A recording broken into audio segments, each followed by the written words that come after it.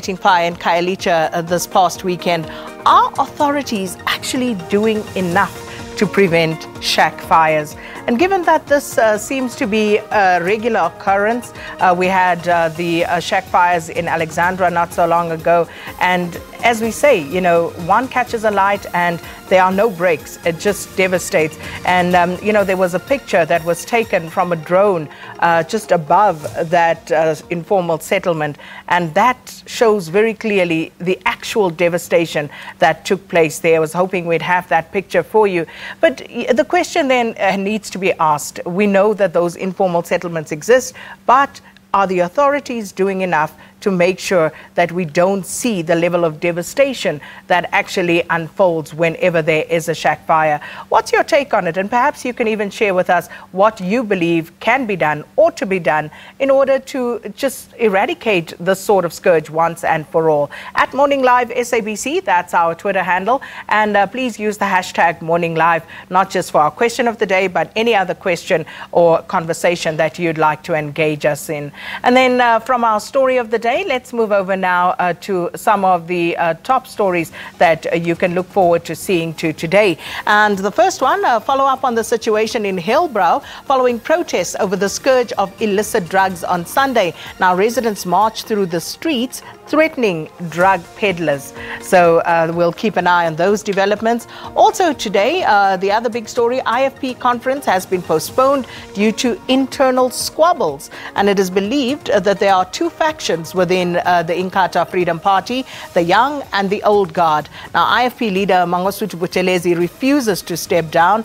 The younger leaders say it's time for new leadership ahead of the 2019 elections, which is interesting because I thought he wanted to step down, but was asked by the party to actually just stay put for a while until they are able to get themselves sorted and move on to new leadership. So interesting times, especially ahead of the elections.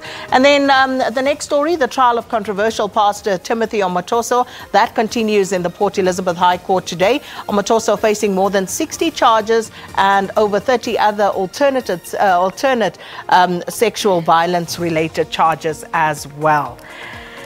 And then that would be the penultimate one. I believe we do have another story. Oh, it is the last one. All right. We'll move from that one to our trends of the day. And here are some of the top trending topics. USGP, of course, Lewis Hamilton did not win. Many of you disappointed in that. But of course, he ended third. It was a podium finish, but not great.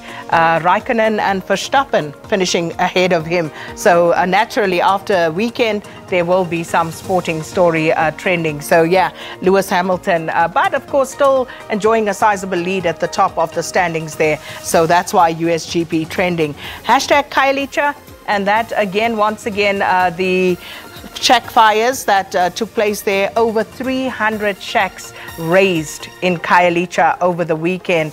And I know people were asked if they have donations to take those to the various fire stations across Cape Town.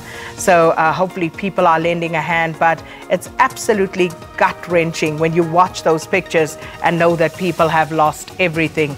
So that's one of the big stories. And the other big one, of course, hashtag N1 accident, and 26 people losing their lives in that particular accident. Once again, horrific. And I suppose, as you can see there in some of the pictures, the family is absolutely devastated, naturally.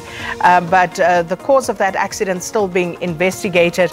But what was evident was some of the discussions that people were having on social media about how notorious this road has become for claiming lives. So once again, as we asked in the Khayelitsha situation, what are the authorities actually doing to try and make sure that we don't see those type of accidents, at least not on a regular basis? So those are some of the top trending topics this morning. With that said, of course, it's a Monday. Everybody heading out, and hopefully you'll do so safely.